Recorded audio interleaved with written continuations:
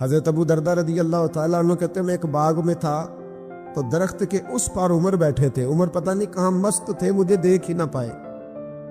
عمر اور میرے بیچ ایک درخت کا فاصلہ تھا. کہتے عمر مجھے دیکھ ہی نہ پائے. عمر اپنے آپ سے باتیں کرنے لگے اور کہنے لگے خطاب کا بیٹا عمر اور امیر المومنین, تو یہ سمجھنے لگ گیا اپنے آپ کو. ہم کہتے پاگل ہے, اپنے آپ باتیں کر رہا ہے. یہ لفظ کہتے ہی کہتے ان کے ہاتھ میں لکڑی کا تھوڑا تھا, زور سے اپنے گھٹنے پہ مارا اور پھر زمین پہ بیٹھ گئے. کہنے لگے بڑے تیرے نعرے ہیں نا, لوگ تیری بڑی تعریف کرتے ہیں نا, زمانہ تجھے بڑا اچھا کہتا ہے, بڑی تیری بات ہے نا, بڑا تیرا ذکر ہے, بڑا لوگ تجھے اٹھ کے ملتے ہیں. خطاب کا بیٹا امیر المومن, واہ بھائی واہ, اونٹ چرانے والے کا بیٹا امیر المومن. اور پھر کہتے سیانا ہو جا ورنہ قیامت میں اتنی ذلت بھی تیری ہوگی جتنی تیری آج عزت ہے. نبی کریم علیہ الصلوۃ والسلام کے صحابہ اور اہل بیت کو جب ہم دیکھتے ہیں تو ان لوگوں نے بڑے بڑے انقلاب برپا کر دی, بڑے مقاصد کی بات کرتے تھے وہ لوگ, چھوٹی موٹی بات نہیں. ہمارے ہاں دائرہ کار بڑا محدود ہے, بعض لوگ بھی بڑی محدود اور بڑی چھوٹی باتیں کرتے ہیں. مثلا اب یہ کتنی بڑی بات ہے کہ کوئی آدمی کسی کو دیندار سمجھے, نبی پاک علیہ السلام کے مصلی پہ بیٹھا سمجھے, کتنا بڑا اس نے درجہ دیا. اس نے کہا یار یہ دیکھو یہ حضور علیہ الصلوۃ والسلام کے دین کا پیغام دینے, کتنا بڑا اس کو درجہ دیا گیا تھا. تو اس بندے کو کتنا بڑا مقصد اس کے سامنے ہونا چاہیے تھا کہ میں نے دین کا کام کرنا, کیونکہ لوگوں نے اسے ایک بڑا درجہ دیا ہے.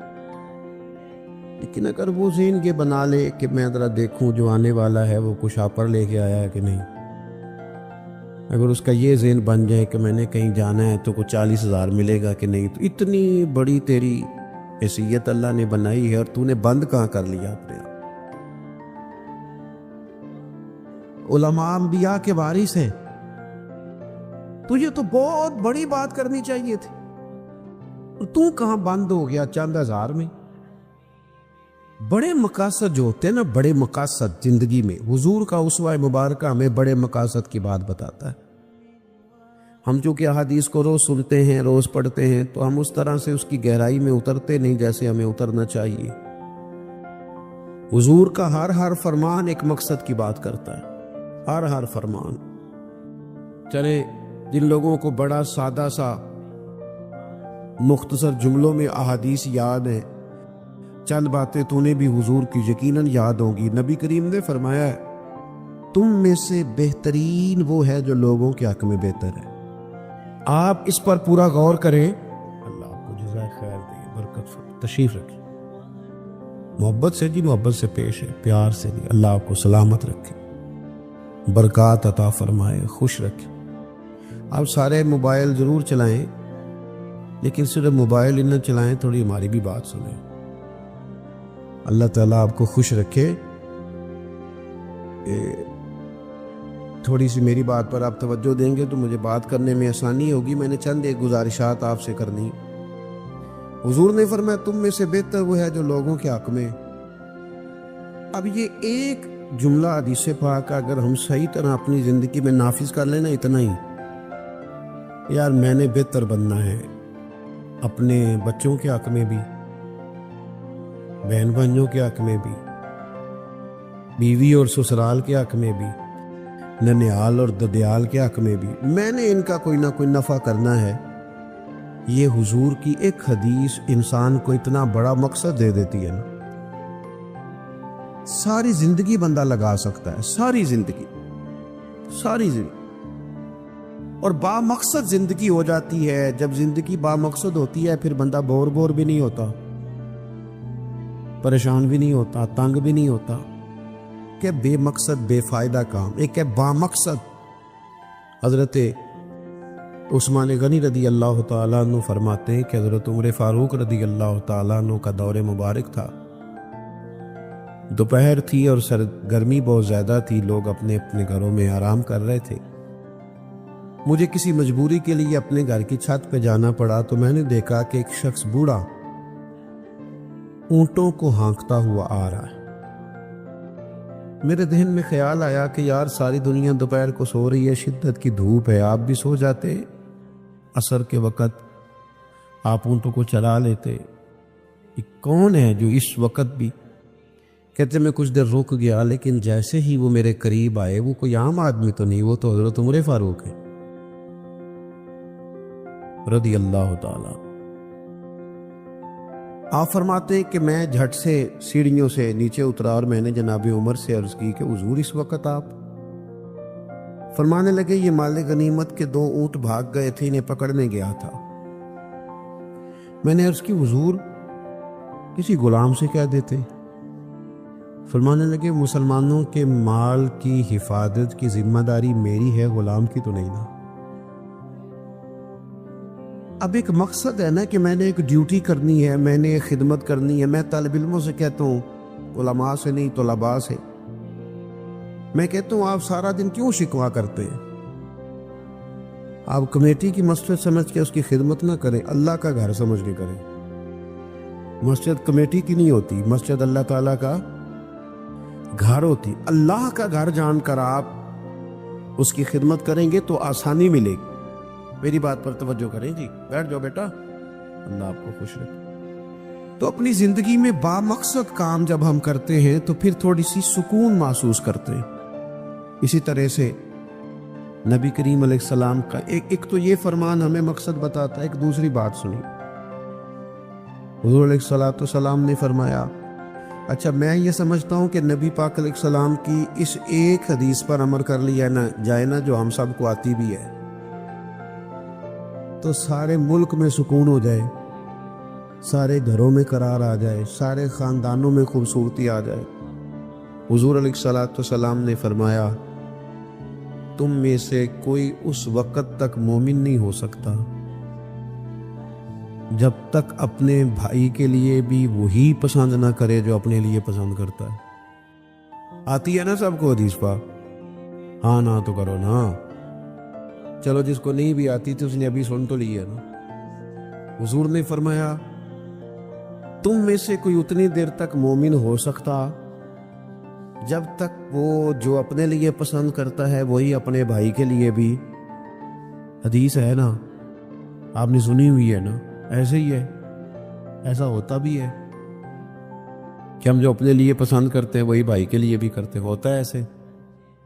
ہم پتہ کیا کرتے ہیں، دکان پہ کپڑے خریدنے جائیں نا تو کہتے ہیں یار کوئی کپڑے دکھا، سوٹ سلوانا ہے، تو 2-4 جوڑے خود لے لیے، پھر اسی انہوں عقیدہ ہے ہن کو دین دوان والے بھی وخا، وہ کڑے ہوندے نے جڑے پان والے نہیں ہوندے۔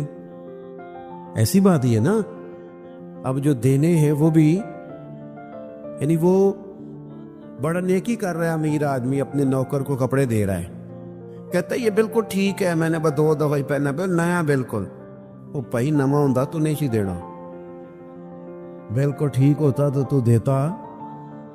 ہم کیا کرتے ہیں، ہم ماحول اس طرح کا ہم نے بنا لیا ہے کہ اپنی ذات، اپنے بچے، اپنا گھر، اپنا ادارہ اس میں بند ہو جاتے ہیں۔ ایک سوچ جو امت کی سوچ ہے، جو قومی اور عالمی سوچ ہے، اس سوچ کے مطابق ہم کوئی کام نہیں کرتے۔ جب تک کہ ہم حضور کے اس مقدس فرمان پر نہیں غور کرتے کہ جو میں نے اپنے لیے پسند کرنا ہے وہی اپنے، تو مجھے بتائیے جب یہ سوچ ہوگی تو کوئی بندہ ملاوٹ والی چیز بیچے گا، غلط چیز سیل کرے گا، دنیا کو دھوکہ دے گا؟ لیکن ہم تو غور ہی نہیں کرتے، بس حدیث سن لی، معاملہ ختم ہو گیا۔ آپ دیکھیں امام غزالی فرماتے ہیں، نبی پاک علیہ السلام کے ساتھ حضور کے غلام تھے، ایک درخت پر محبوب نے اشارہ کیا کہ یہاں سے 2 مسواکیں اتاریے، سادی سی بات ہے نا، مسواکیں اتار لی گئی، خادم اتارنا آیا، اس نے لا کے حضور کی بارگاہ میں پیش کی۔ ایک مسواک بالکل سیدھی تھی، ایک تھوڑی ٹیڑھی تھی۔ مسواک تھوڑی ٹیڑھی بھی ہو تو دانتوں پر چلنے سے انکار تو نہیں نہ کرتی، نہ کوئی دانت صاف کرنے میں کوئی حرج ہوتا ہے، تھوڑی سی ٹیڑھی تھی، ایک ذرا سیدھی تھی۔ تو نبی کریم علیہ السلام کی خدمت میں غلام نے دونوں پیش کر دی، تو محبوب نے ٹیڑھی مسواک رکھ لی اور سیدھی حضور نے غلام سے فرمایا کہ یہ آپ، آج کل تو یہ کام الا ماشاءاللہ مذہبی لوگ بھی نہیں کرتے۔ ایک جگہ دینی مدرسوں کے اہتمام کرنے والے جو لوگ تھے ان کی میٹنگ تھی، تو وہاں ایک صاحب نے بڑا تقویٰ بیان کیا، کہنے لگا میں نے کبھی مدرسے کی روٹی نہیں کھائی، حالانکہ مدرسے کا محتمم ہوں، میں نے نہیں کبھی چکھی، اتنا پرہیزگار ہوں۔ بعد میں میری باری آئی تو میں نے کہا جی میرا خیال ہے کہ آپ وہی روٹی کھایا کریں جو مدرسے میں پکتی ہے، آپ تقویٰ بدل دیں، آپ کو پتا تو بھی چارے بچے کھاتے کیا ہیں۔ جو کچھ کمیٹی کے صدر کے گھر پکتا ہے اور جو محتمم کے گھر پکتا ہے، اسے غور کرنی چاہیے کہ طلباء کو وہی دے رہا ہے، ان کے ساتھ بھی رویہ وہی ہے۔ کیوں نہیں ان چیزوں کو سمجھتے کہ ہمیں نبی پاک علیہ السلام نے کن مقاصد حیات سے آگاہ کیا؟ اللہ کے حبیب علیہ السلام نے فرمایا تیری مسواک مجھے دے دو، عرض کی حضور میرے ماں باپ قربان ہو، میری روح میری جان قربان ہو، آپ سیدھی رکھیں۔ حضور نے فرمایا نا بھئی میں نے خود ہی تو امت کو قانون دیا ہے کہ مومن وہ ہے جو اپنے لیے پسند کرے وہی اپنے بھائی کے لیے بھی پسند کرے۔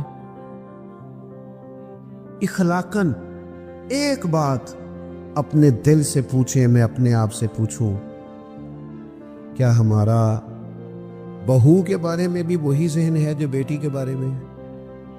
وہ ساری گنجائشیں، وہ ساری معافیاں جو بیٹی کو ملتی ہیں، اور نہیں ابھی بچی ہے تو نہیں ابھی چھوٹی ہے تو نہیں ہم نے ابھی کام کرائے نہیں تو نہیں ابھی مطلب اس پر کو بوجھ ڈالا نہیں تھا تو نہیں ذرا یہاں ماحول اور تھا، یہ جتنی کہانیاں بیٹی کے حق میں یاد ہوتی ہے۔ مومن تو وہ ہے نا جو اپنے لیے پسند کرے وہی اپنے، تو یہ ساری کہانیاں بہو کے حق میں کیوں نہیں یاد آتی؟ یہ کیوں نہیں یاد آتی؟ یہ جو ہم اپنے داماد کو مشورہ دے رہے ہوتے ہیں کہ چل پتر غصہ نہ کر، آہستہ آہستہ ٹھیک ہو جائے گی، تو یہ والا مشورہ اپنے بیٹے کو کیوں نہیں دیتے بہو کے حق میں؟ خدا کے بندو، جب مومن کے اعلیٰ اخلاق ہوتے، اس کے مقاصد حیات بڑے ہوتے، وہ چھوٹی چھوٹی کچی کچی کمزور باتیں نہیں کرتا، خود غرض زندگی نہیں گزارتا، اس کا یہ سٹیٹس ہی نہیں ہوتا کہ بس اپنی ذات سے شروع ہو اور اپنی ذات پر وہ ختم ہو جائے۔ وہ بڑی باتیں کرتا ہے، بڑے خیالات کا مالک ہوتا ہے، بڑے حوصلے ہوتے ہیں اس کا ظرف بڑا ہوتا ہے، اس کی سوچ بڑی ہوتی ہے، اس کا مزاج بڑا ہوتا ہے۔ تو اپنی زندگی کے اندر حضرت بایزید بستامی رحمۃ اللہ علیہ کا ایک یہودی پڑوسی تھا اور مخالف بھی بڑا تھا، ساری زندگی اس نے حضرت بایزید کی مخالفت کی۔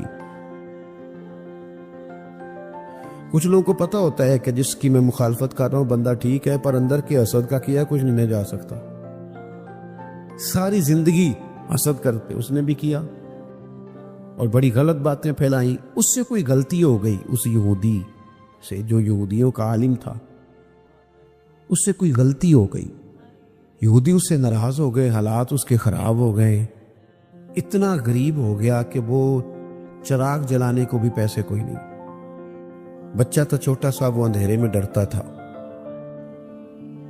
روتا تھا۔ حضرت بایزید بستامی گھر آئے تو اپنی گھر والی سے پوچھنے لگے، کل بھی میں نے نوٹ کیا یہ بچہ روتا ہے، آج بھی نوٹ کیا، تو کہنے لگی وہ جو گھر والوں سے پوچھا جو بھی گھر میں موجود تھا، انہوں نے کہا جناب وہ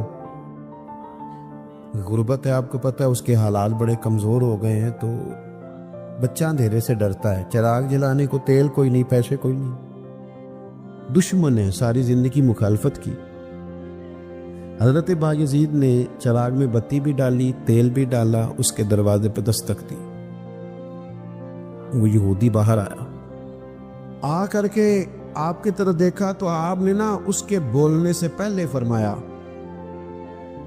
کہ پوری گلی اور چوک دیکھ لے، بندہ کوئی دیکھ نہیں رہا، اور تو مجھے جانتا ہے میں جھوٹ نہیں بولتا، میں بتاؤں گا بھی کسی کو نہیں، یہ تو چراغ رکھ لے تاکہ تیرا بچہ سو جائے، آرام سے وہ لیٹ جائے، میں کسی سے ذکر نہیں کروں گا، تیرا میرا راز رہے گا، اور میں نے رات کو میں آیا ہوں دیکھ بھی کوئی نہیں رہا۔ وہ یہودی کہتا ہے بولنے کی طاقت ہی کوئی نہ رہی، ہم تو دشمن کو بھی پاکیزہ سزا دیتے ہیں، ہم تو دشمن کو بھی پاکیزہ سزا دیتے ہیں۔ وہ اندر چلا گیا چراغ لے کے، رات بھر بچہ سویا رہا۔ دوسرا دن پھر ہوا، شام تھوڑی سی گہری ہوئی، لوگ اپنے اپنے گھروں میں سوئے، بچہ ڈرتا تھا اندھیرے سے، حضرت بایزید نے پھر چراغ میں تیل ڈالا، بتی ڈالی، دروازے پہ دستک دی۔ جب وہ باہر آیا تو فرمانے لگے تو دیکھ رہا ہے کہ کوئی بندہ موجود نہیں، اور تجھے پتہ ہے میں جھوٹ بھی نہیں بولتا، کسی کو بتاؤں گا نہیں، یا یہ لے جا تیرا بچہ سو جائے۔ اس نے مخالفت کی ہے ساری زندگی، اس کو دے دیا، اس کا بچہ سو گیا۔ تیسرا دن پھر ہوا، وہی وقت، وہی انداز، وہی باتیں۔ دستک دے کے کہا کوئی شخص نہیں دیکھ رہا، چراغ لے لے، بتاؤں گا بھی کسی کو نہیں، اور تجھے پتہ ہے میں جھوٹ نہیں بولتا۔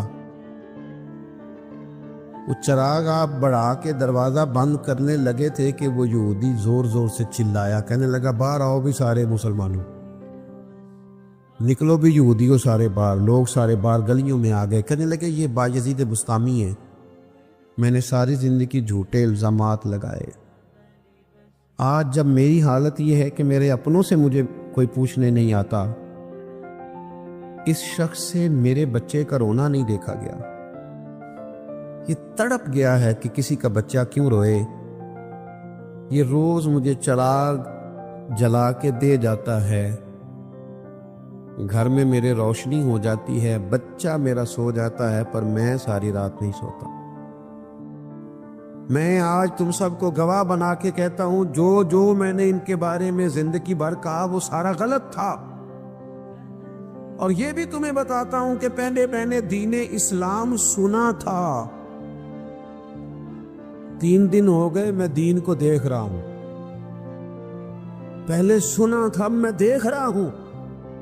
کہنے لگا میں تم سب کو گواہ بنا کے کہتا ہوں کہ بایزید بھی سچے ہیں، بایزید کا دین بھی سچا ہے، اور جس رسول کا یہ کلمہ پڑھتے ہیں وہ رسول بھی سچے ہیں۔ اس نے کلمہ پڑھا اور مسلمان ہو گیا۔ ہمارا یہ حال ہے کہ سگا بھائی کہتا ہے کہ مجھے کارنر والا پلاٹ چاہیے، وہ پھر ساری باتیں یاد آ جاتی ہیں اس کو، کہتا ہے کارنر والا چاہیے چونکہ کام تو پہلا میں لگا سوں، کمائی تو پہلے میں نے کی تھی، لہذا چھوٹا بھائی جو ہے وہ تو دیر سے آیا تھا تو اس کا تو حق ہی نہیں بنتا وہ پیچھے جائے، اور کارنر والا پلاٹ یہ زیادہ دیر نہیں لگے گی، 20-25 سال گزریں گے، اس طرح آپ والد کو پریشان کریں، اس طرح آپ کے بچے آپ کو کریں گے، خدا نہ کرے وہ بھی کہیں گے ابا یہ کارنر والا میرا ہے، تو کدھر سے آ گیا۔ تو حضور نے ہمیں اعلیٰ مقاصد، اعلیٰ اخلاق، اعلیٰ کردار، بڑی باتیں کرنے کا۔ ہمارے پاس بڑی کہانیاں ہوتی ہیں پر ساری اپنے حق میں، بڑے دلائل ہوتے ہیں پر سارے اپنے حق میں، بڑی باتیں آتی ہیں پر ساری۔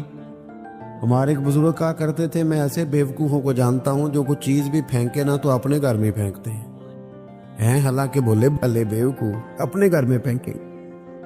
تھوڑی سی نا خود غرضی کی چادر اتاری جائے، بڑی سوچیں پیدا کی جائے، بڑے مقاصد پیدا کیے جائے، تھوڑا سا نا بندہ کسی کے لیے بھی کبھی دعا کرے، کبھی اس کی آرزو ہو کہ کسی اور کے حق میں بھی وہ خیر کا جملہ کہے۔ حضرت مولا علی شیر خدا کرم اللہ تعالی وجہہ الکریم، میں نے یہ دیکھا ہے کہ جو بندے جس کے بچے روز 4,000 کے برگر کھا جاتے ہیں